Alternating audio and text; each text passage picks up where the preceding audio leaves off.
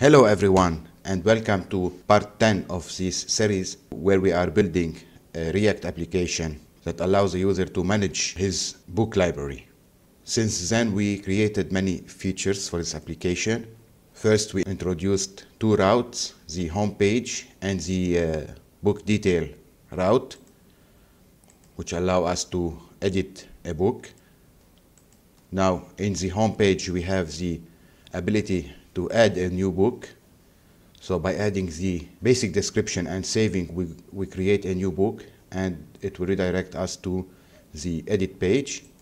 And we have here a section that lists the books that we have already created. Then we continue working on the edit section of the book, which has its own route. So if I click now on book 18, we can see the section for editing a book, which is /book/ the book ID in the URL. This section features three routes, sub-routes for the book details. So we have the general information. The author section allow you to add and delete authors. So now I can add authors with profile photo and a description. We have also worked on resizing the photo. As a profile image, we cropped it to be square and to fit the 200 by 200. Next, we have worked on the book photo section, and this allows us to upload photos. Here we can upload multiple images by dragging them. Let's say we upload this, and this one. So we can drag multiple images and they will be uploaded. Now, as you notice, the images are resized not to exceed 2000 pixels, but we haven't created thumbnails for this gallery, so we are displaying the large images. What is missing in this gallery is to automatically create thumbnails once a user uploads photos. We'll do this with Cloud Functions, but before continuing in developing this application, we need to add authentication, because now our application is open to public. Anybody can upload, edit the books, which is a big risk, especially for the server. So we'll work in this section on authorization, and next in section 11 we'll be working with Cloud Function to automatically create thumbnails once a user uploads an image to book photos. Now, concerning authentication, we need to create a new route. This route will prevent users from accessing this application unless they are signed in. So first thing, let's create a new component called sign in. So here in our SRC, our component will create a new file and we'll name it signin.js. It will be a functional component. We'll name the component, of course, sign in, and it will return a form. To build the form, I need a couple of components from my UI library. Remember that we have created a folder named UI which contains some UI library we will use. We need from this libraries the field for wrapping input and giving them some style. So we'll import field from /UI/field. Here we wrap everything with a div, and then we'll create a header. So h2 will have the text sign in. The field accept a label, input type email, and the name and ID will be email. Next, another field for the password. Then the button, which will import also another UI component, the button. And the label of the button will be sign in. Now we import this component in the main app component. We'll add the sign in, and here we'll create a new route for sign in, which will be /sign in.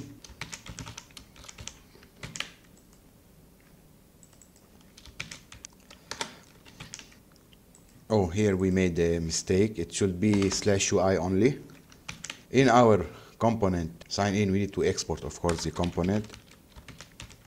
All right, so let's try our new router in the browser. So if I add /sign in at the end of my root URL, I will get the sign in page. The label are not appearing because here the name should be label text.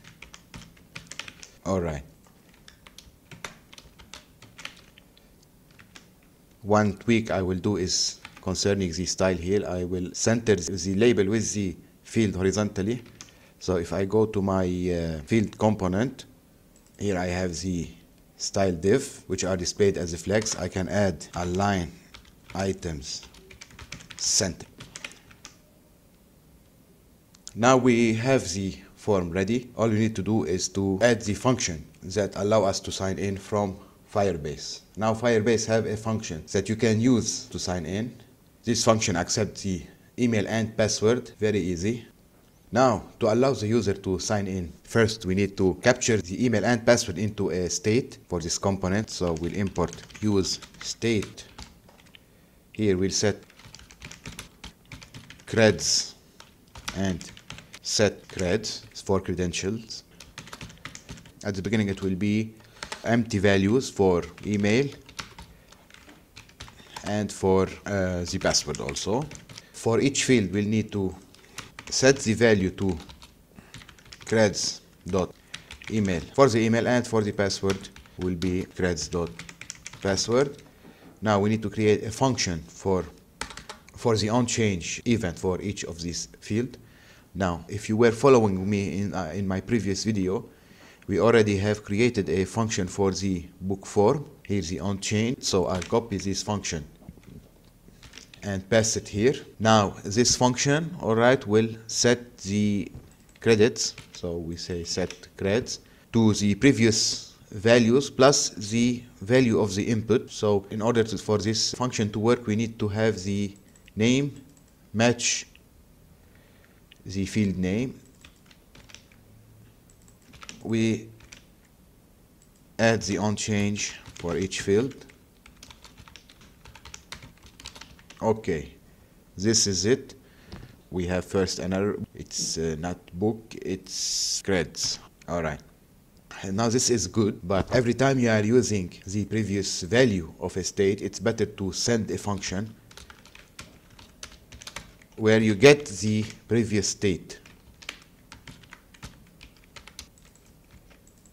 This will guarantee 100% that you are receiving the previous state.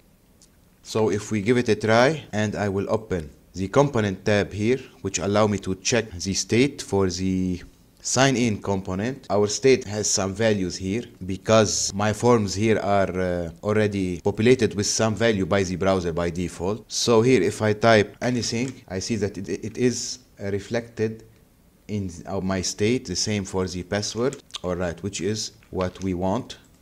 Next we need to create the onSubmit function. In the form we'll give the onSubmit a function to be called every time the form has been submitted. I'll call the function handle submit, and I will create a constant named handle submit, which will be a function. Now here I receive the event. I just need the event to prevent default.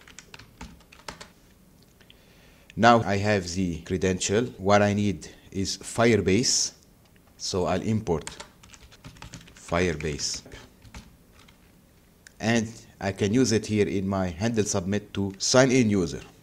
So what I will do is first I will add a try catch, and I will use firebase.auth.sign in with email and password, which will take an email and password. Here I can spread creds object. This operation is an asynchronous operation, so I'll add a wait, and I'll make this function asynchronous by adding the keyword async before it. Now in case of error, I will console.log the error or console.error. Next we'll need to add a loading state and an error message state. Now we'll create two states, one for loading, which will be by default false, and another for the error message, which will be by default equal to null. Once the handle submit is triggered, we'll set the loading to true, and if there's an error, we'll set it to false. Here, after successfully signing in the user, we'll redirect to the previous link. Now for the loading, we'll assign it here to the button prop, which will handle the loading animation. For the error, we need to import the message component from our UI, and we'll display it here at the button inside our form component. So message, which will take a text and contain the error. So the error either will be null, which will not display any message, or will be a string value and then will display the message. The type will be error. Now here in our catch block where we are receiving the error, we'll set the error to e.message. Let's give it a shot.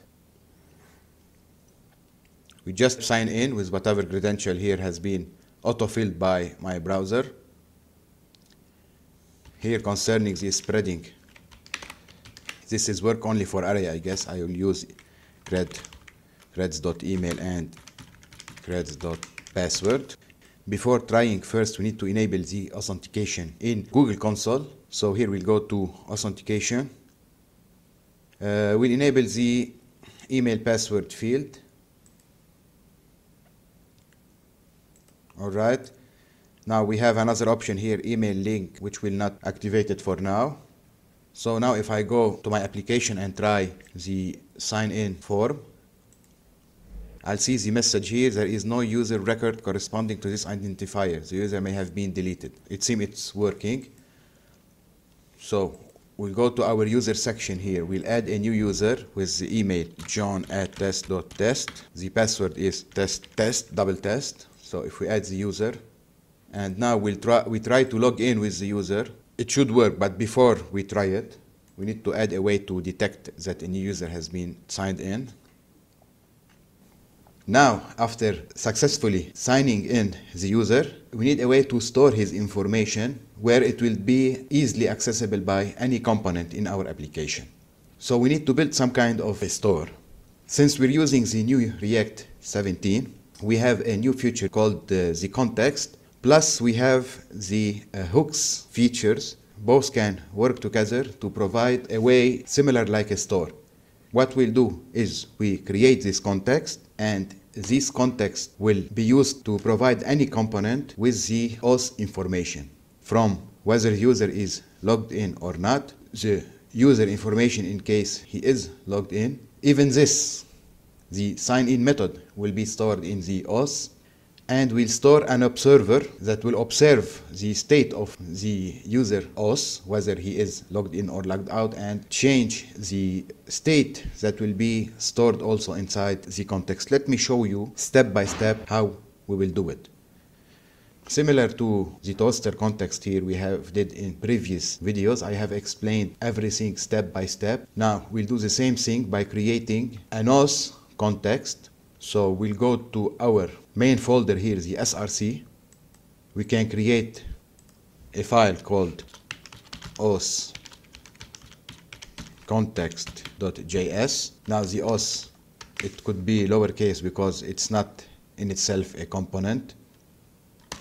Inside the auth context, we'll import the create context from React, and we'll create a new context called auth context, which will be equal to create context, and then we'll create a component called provide auth. Now this component will wrap the main app. It will return the auth context dot provider that will wrap the children. So we need to grab the children. Now the provider needs to set the provided value. Here the value will be an object that has many different properties. First we'll create a local state for provide auth called user that we will send it as a value and will be managed here by the provide auth. So we'll create use, so we'll import use state, and we'll create a constant user set user which will be the result of calling useState. The default value will be null for this state. So here we need to send the user. Then we'll create the method sign in. Now the sign in method will replace here what we are doing in the handle submit.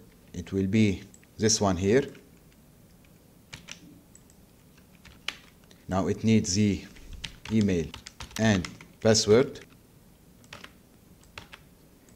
Now we'll store the result of this operation into a variable called credential, and we'll set the user to credential.user, and we'll return the credential.user. Here we can destructure it since we are not using anything else user, and we'll return the user.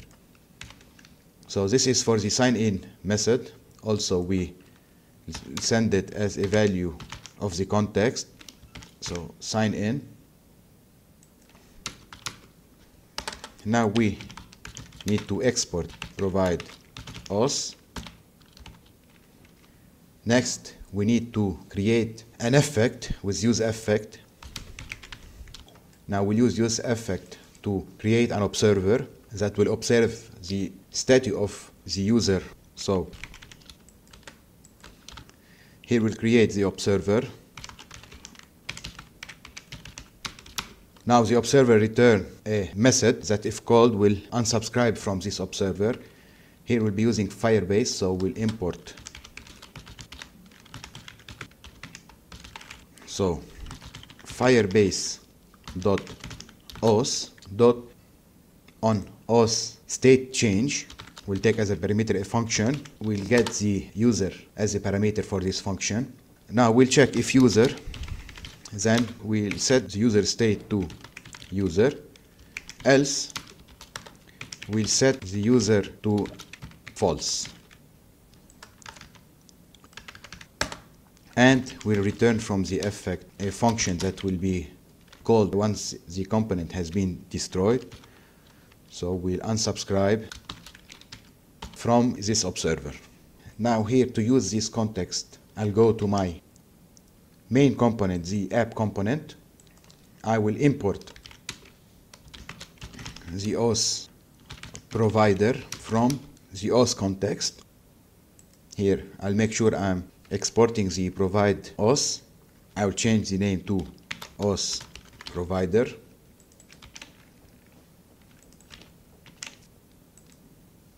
Now the auth provider is a component where I can use it like any other component. I wrap all my app.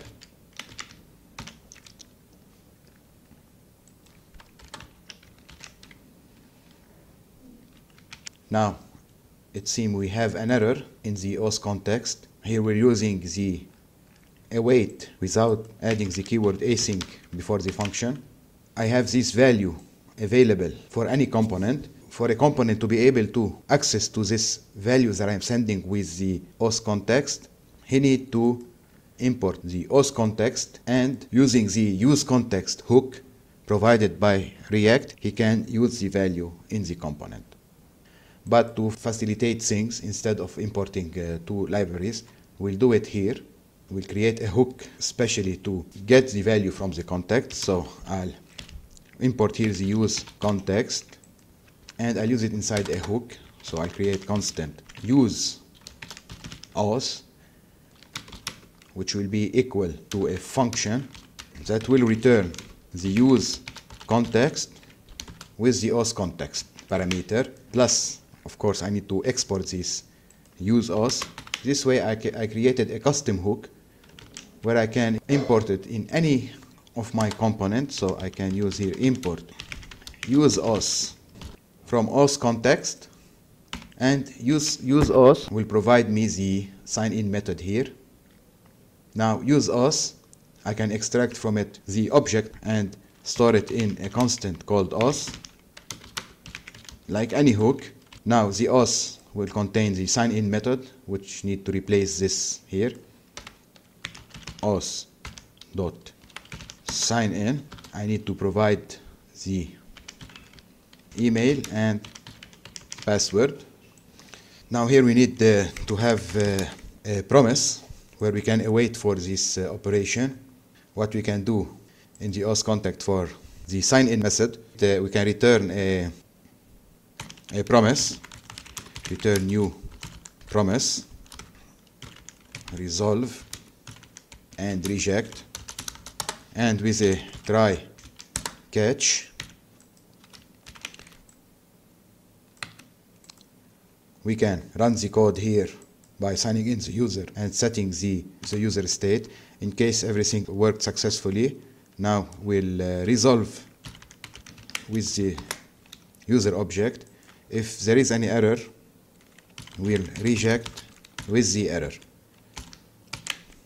Of course, here the async now need to apply to the function sent as a parameter to the promise. Here in my sign in, okay, now I can await for this operation. It's working as expected. There is no user record corresponding to this identifier. The user may have been deleted, which is the expected behavior actually, because the user is not available. Actually, we don't have any user. So here we verified that the process is working fine. Our context is working as expected. We were able to get the auth information from the context here and use it in the handle submit function. Now, in our app.js, we'll also add a home page that is a public page. The other page will be private. The home page will be slash with the exact. Now we'll change for the book list the path to books. The home page will be, we can return a header, let's say h2 welcome to bookslib. Here concerning this header, the h1, which is displayed here on the top of our page, this will be a header. First we'll remove it and we'll create a component header.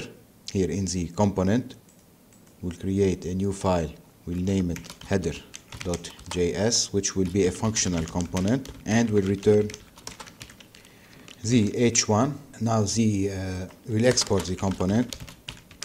Now we need to know if the user is logged in, so to add his name. If not, we'll add the login link. So we need to import the use auth, and we can get the auth value, the auth object, by calling use auth. Now here we can check for the auth object by using auth.user. If there is a user, we'll print welcome and the user.display name, else we'll display a button or a link. Let's import also the link from React Router DOM. Now we'll add the link here, sign in, and the two will have a value of /login or sign in. We name it here sign in. Alright, so this is the header. In the app we need to import the header from ./component/header, and we'll use it here instead of the h1 element.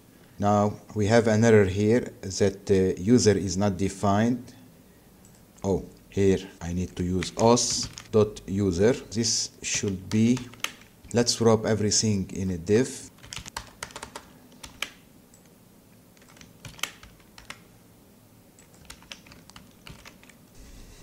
Alright, and let's, for now, we will fix the style in a bit. Let's add an horizontal rule. Oh, by the way, we have already a divider. Why not use it? So we can import divider from the UI folder. We can use now the divider to have some beautiful divider. Much better. Alright, let me go to home page. In the app here, welcome to book lib. Alright, so here I can click the sign in. It will take me to the sign in form. In the sign in form, if I try to sign in with wrong credential, I get an error, which is good. Next, we need to protect the private route that are not available for public user, only for logged in users. So here we have this route, for example, the book list should be protected. Now to protect a router, instead of providing the component here, we can use a render with a function, and this function needs to return the components that need to be rendered. Same way we can do it here, but it's more convenient in the function, and most example use the function in case of router protection. So inside the render, we need to check if user is authenticated. To be able to check if user is authenticated, we need to get the context provider to check the user if authenticated. Let's say if user, then we render something. If not, then we redirect to the login page. Now, instead of doing all of this here, we can export this work here into its own component and its own file. So we'll create a component called private route. So in our source, we'll create a file called private route.js. Now the job of the private route is to return a route with using a render function that rely on whether there is or not a user.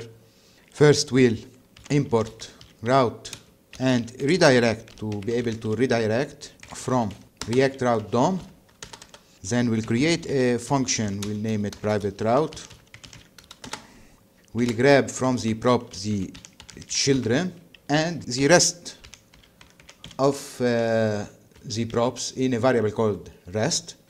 Now we need to return the route. Now the route will use the render to render a component. Two options we have. If user is authenticated, we render the provided children.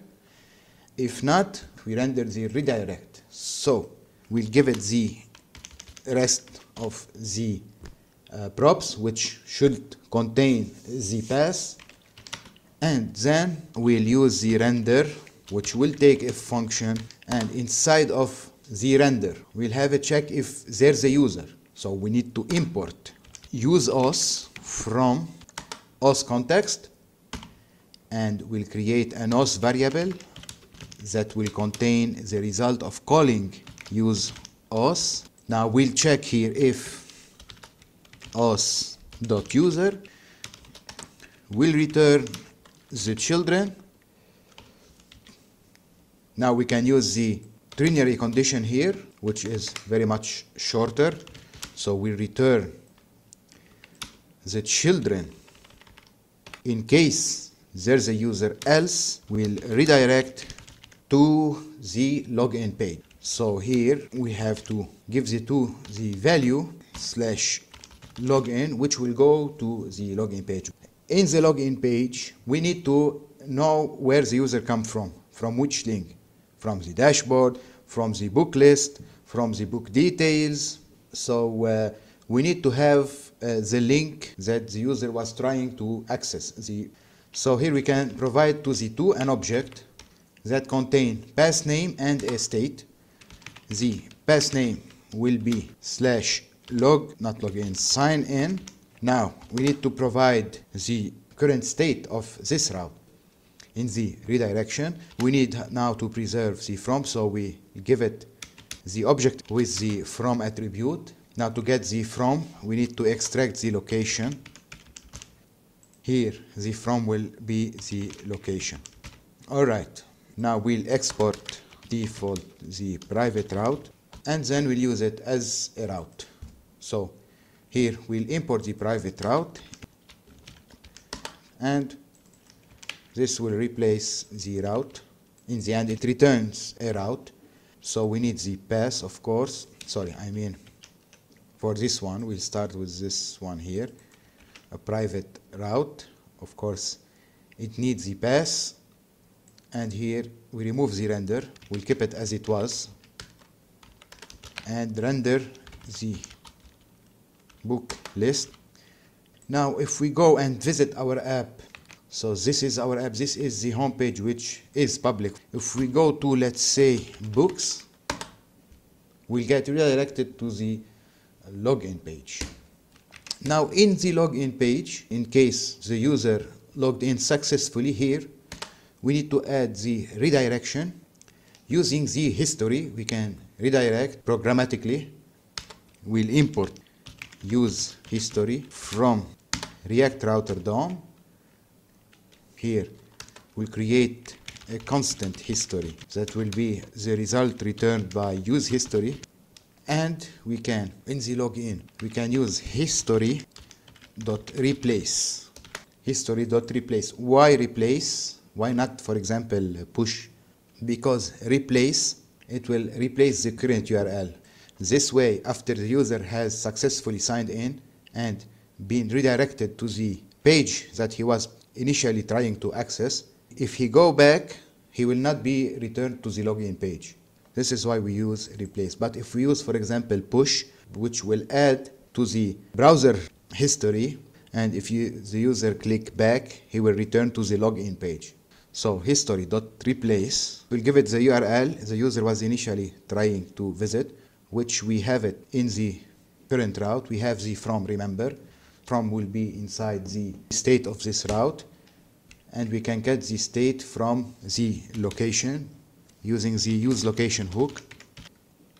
Again, we create a constant location, so we'll use location.state.from. So we'll get the route the user was trying to visit. Now, in case the user landed directly in the login page, we make a check. So first, if route.state, if it's available, we return location.state.from. Else, we return the slash. We'll redirect the user to the home page. Oh, here I made a mistake. Use location is from the React Router DOM library. Now let's try it. If we go to our browser here and try to log in with this user that is not available in the database, all right, everything is worked as expected. Now let's go to the Firebase console and create a new user. So console. In the authentication section, we can create a new user. So let's add test.test. The password will be test. Okay, double test. All right, here we'll try our new user. Test.test, and the password double test. If we try to sign in, here we have been redirected to the book section where we were trying to access. Now, for some reason here we are not being able to see the display name for the user. Let me check what is happening. So if we go to the auth provider, we have the state with, okay, we have the email verified, the email, the display name is null. Of course, we haven't provided a display name. All right, so in this case, let's change in the header, let's modify, instead of using the display name, we'll use the email. All right, so we see our email displayed. Now let's protect the other route. In app.js, we'll also provide here the private route. The book detail is also now protected. Now we need to provide a sign out method. So back again in our auth context, besides the sign in method, we'll provide a method called sign out, of course, which will return a new promise. It will be an async function with resolve and reject. We'll use the try catch. In case there an error, we resolve with the error back to the user. In case it is success, we'll resolve with the, now here we'll resolve with the, not error, we'll reject, I mean. In case there's an error, we reject. And here we'll use, of course, the firebase.auth.signout. This is an async function, so we'll add the, of course, await. So this is it for sign out. and we'll send it with the object as a value for this context. Alright, so here, after finishing a sign out in the server, we need to clear our user state. So we'll set the user to null again. Now in the header we'll add a logout button. So we'll import button from the UI library. And we'll wrap our data with a div. Here the welcome message.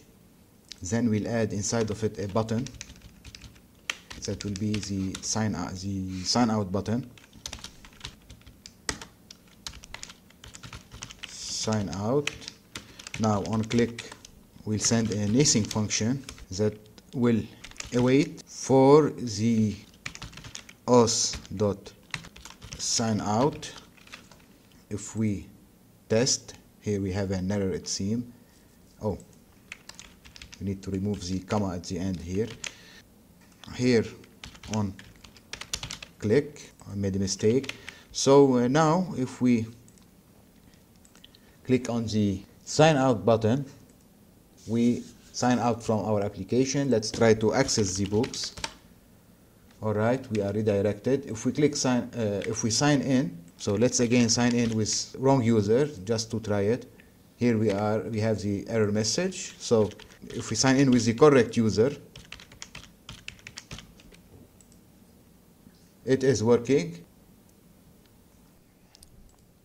Now, one thing I need to fix here in this component that I missed is in the use effect. Here we haven't provided the second parameter for the use effect, which requires the dependency for this use effect. So here we don't have any dependency. We'll provide an empty array, so it will run only one time in the life of this component. Another time it will run the return function once the component has been destroyed. So if we didn't provide the empty array here, it will keep running.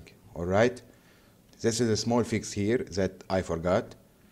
And in the app, here where we are providing the auth provider that allow all the children component to have access to the auth object, we have placed it after the router component.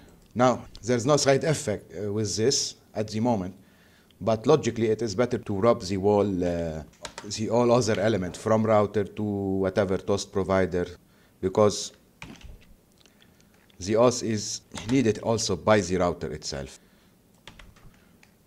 Now the application is working good. If we sign out, we sign out as expected. Now if we go to a page that is private, let's say books, we are redirected to the sign in method. Now let's again sign in with our user, with our correct user. We will see that we are being redirected to the book list. Now, if a user reloads this page, we will get back to the sign in page. Also, we are already authenticated. So what is happening here? Problem here is that here in the private route, we are checking if the user is authorized to access a page. If yes, we'll allow them to access the page, which is, if not, we are redirecting. So for a moment, once we reload the page, the auth is null. It takes a second or two for our observer object to initialize and finish checking whether the user is authorized or not. In this time, the auth.user in this second is null, and the private route will run the redirect. The problem with redirect is that there is no back from it. So if the auth.user has changed and is not null now, this process here is not reactive because we are using redirect. Now if I use other than redirect, let me show you by example what I mean. If I use, let's say, a div, inside of it I say no access. Alright, let's see what will happen now. Now, if I go and access my books component, we'll see no access, then we get to book. Because here there is no redirect. This is reactive. So once the user is populated with the object, then it will re-render this function here. So how to solve this problem? Let me get back the redirect. We keep the redirect, but we'll add a check. If the auth.user equal to null, all right, we'll return a message. All right, now, and remember here that in our auth context, we have initially the user is null. By not providing here nothing, it means it's null, and we can explicitly make it null. Here, the auth, the observer we have set up here, in case there is a user, it will return the user, else it will return false. So in either case, it will never be null once the observer has been fired for the first time. So by checking for null, we assure that the observer hasn't been yet initialized. In the meantime, we'll display a message on the screen about the fact that we are checking. So now if we again check our application, if I go now to books page, this solves our problem. Same thing for our book details page. Now all is working as expected, which is great. Now one thing is left, if you have noticed. Now I am authorized, but I can go to the sign in page, and here it is. Now there's no reason for an authorized user to access the sign in page. We'll add restriction here. If in case the user is authorized, before rendering the page, we redirect him to another or the previous page that he was accessing, or to the home page. So in the sign in component, we add this condition in the use effect, which run before the component is mounted or rendered. We'll import first the use effect, and now in the use effect, we need to check if auth.user, if the user is authenticated, we need to redirect him back from where he came or to the home page in case he directly access the sign in page. So we already did this code here using the history.replace. We can use it again for this case too. Now, if user is authorized, will never have access to the login page. Now we need to add the second parameter, and we need to define the dependency for this code here, for this use effect. So this use effect depend on auth.user actually. If the user has changed, we need to rerun this use effect. So now I can go to sign in and press enter. All right. The page will render for a sec because the auth.user first is null. The observer take a second or less to initialize and check for the user if he's authorized or not. So that's it. Now here, since we are redirecting once the user is authorized, what we can do, I guess we can get rid of this line here. Let's test this. So if I sign out, all right, and go to sign in, all right, if I log in now with a wrong user, okay, I get the message, which is good. Now, if I sign in with the correct user, I will be redirected automatically. Now we're relying on the use effect to be redirected, so we don't need this line of code here. The benefit of use effect, all right, is you can extract it into a hook very easily. Next, if we have register page and forget password page, all needs the same behavior here, we can extract this into a hook. Now what is left is our Firestore database. Currently we have not secured our database in order to restrict who can write to our database. If we go to our console and to Cloud Firestore, now in the Rules tab, we see that for all the document, we are allowing read and write for everybody. Now we need to restrict the read and write. So now I will copy this into another line. Here the read, okay, I will allow the read for everybody. Now for the write, I will allow only authorized user. So instead of true, we'll add request dot auth is not equal to null. This way, everybody can read the whole documents actually, but nobody can write to any document unless he is authorized. Now we need to publish these changes. Next, we need to go to our storage. The same will apply to our storage. Now in the rule tab,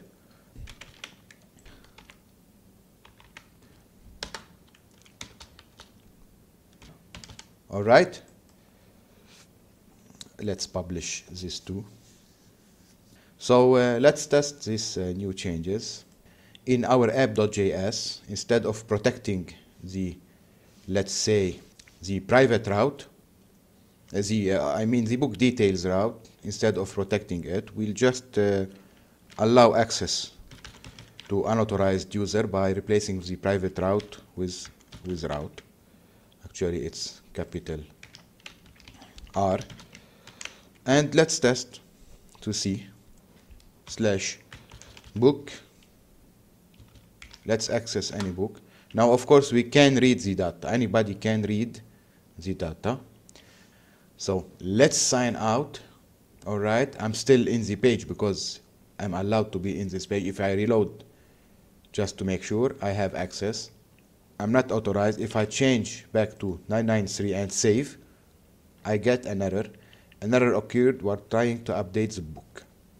All right, so we cannot change it because we are not authorized. Even if we somehow get access or trick the system, all right, we cannot modify this. Same for the photos. If now I try to upload a photo here to the photo gallery, this one, if I try to upload it, I will get an error. An error has occurred, unauthorized. Here we are not handling the error. In the next part, part 11, we'll be working on the thumbnail auto generation with Cloud Function. Once we finish with creating the thumbnail, we'll fix here the error message. Maybe we'll display a toast or something, and then we'll remove this photo here. All right. Back to private route. Now, as you can see, I will be redirected to the sign-in page. All is good now. I am at peace. I was really worried about having my database open for anybody to modify it. This is it for this part. Thank you for watching, and I hope you really benefit from these tutorials. Now in the next part, part 11, we'll work with Cloud Function to auto-generate thumbnail on the server. Once the user upload an image or once a photo has been uploaded to Firebase, this function will get this photo and will resize it and save it beside it as a thumbnail.